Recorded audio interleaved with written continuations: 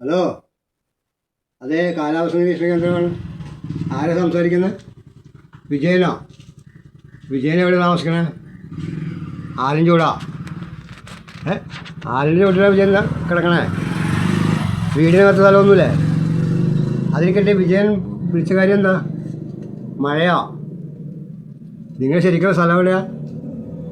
ചേർത്തല?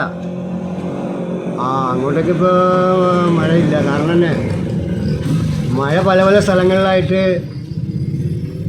ഈ മാസം മൊത്തം ബുക്കിങ്ങാണ്. ഇതിനിടയിൽ ഒരു ദിവസം പോലും ഒഴിവില്ല. പിന്നെ വേറെ സംഭവമുണ്ട്. മണിക്കൂറിലേ 10,000 കിലോമീറ്റർ കറങ്ങിയടിക്കുന്ന ചുഴലിക്കാറ്റിരിപ്പുണ്ട്. അത് തന്നെ കുറച്ച് തരാം.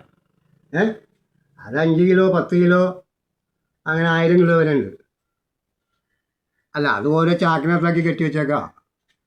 5 കിലോ തുറന്നു വിട്ടാൽ 5 കിലോമീറ്റർ തകർക്കും. 10 കിലോ തുറന്നു വിട്ടാൽ 10 കിലോമീറ്റർ തകർക്കും. പിന്നെ 1000 കിലോ തുറന്നിട്ടുള്ള കാര്യം പറയണ്ടല്ലോ. അല്ല, അത് വില കുറച്ച് തരാം. അതെ, ഒരു മിനിറ്റിന് 1000 രൂപ തോതിൽ തരാം. വേണ്ടേ? എന്നാൽ പിന്നെ ഒരു കാര്യം ചെയ്യാം. നിങ്ങളെ ഇടിമിന്നലെടുക്കുമോ? അതൊരു മിന്നലിനൊരു ഇടി വെച്ചാണ്. അങ്ങനെ അത് എടുക്കാമെന്നുണ്ടെങ്കിൽ നിങ്ങളുടെ നാട്ടിലേക്ക് ഒരു ദിവസത്തെ മഴ തരാം. ഇല്ലല്ല, കൂടുതലുണ്ടാവില്ല. അതേ, 3 ദിവസത്തെ ഇടിയും മഴയും ഒരു സ്ഥലത്തേക്ക് കൊടുത്തേക്കണ. അവിടെ നിന്ന് ഒരു ദിവസം മഴ നിങ്ങൾക്ക് തരാൻ നിർത്താം. എന്തു പറയുന്നു? സമ്മതമാണെങ്കിൽ പറ. പിന്നെ ഇപ്പോൾ വേറെ കാര്യമുണ്ട് കേട്ടോ. ഇത് വെറുതെ നോക്കില്ല, ഇതിന് ചിലവുണ്ട്. അപ്പോൾ കാണുന്ന രീതി കാണണം. ആയിക്കോട്ടെ, അത് കുഴപ്പമില്ല. എന്നാൽ പിന്നെ അങ്ങനെ ചെയ്യാം.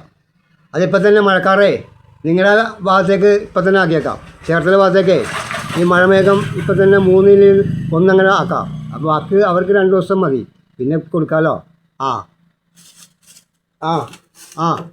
അപ്പോൾ അതിപ്പോൾ തന്നെ നോക്കട്ടെ കേട്ടോ.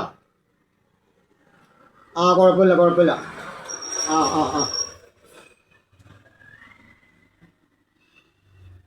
കറക്റ്റായിട്ട് ചേർത്തല ഭാഗത്തേക്ക് ഒരു ദിവസത്തേക്കുള്ള മഴമേഘം വന്നിട്ടുണ്ട്. ഉടനെ തന്നെ മഴ പെയ്യും കേട്ടോ. ശരി എന്നാൽ. ശരി.